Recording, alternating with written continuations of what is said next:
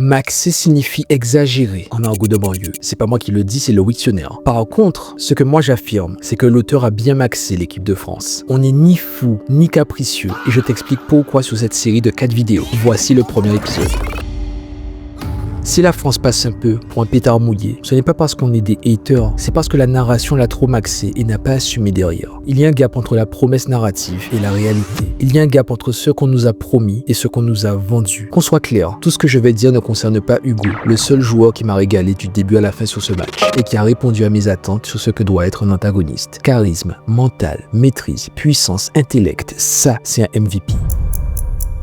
Et si Loki, en tant que buteur, avait 2 buts de plus au compteur, j'aurais pu lui pardonner sa transparence sur les autres phases de jeu et ses tentatives ratées, mais on fera le bilan à la fin du match. À mes yeux, l'Allemagne, l'Espagne, mais surtout la France, doivent jouer un rôle majeur dans cet arc, car elles ont chacune un New Gen World 11 attaquant, et que le propos du manga est de définir le nouveau meilleur attaquant du monde. Mais narrativement, quand un antagoniste est autant maxé, il doit prouver derrière par des actions, et quand il ne le fait pas, il y a déception. Je le répète souvent, mais il y a les déclarations et il y a les actes. On va partir du principe que Loki, Charles et Hugo n'étaient pas à fond, mais je vais surtout tenter de te prouver que ce maxage, on l'a pas inventé. Pour que tu comprennes d'où vient le malaise, un retour en arrière s'impose, là où tout le matraquage narratif a commencé. Et si on revenait au chapitre 88 ?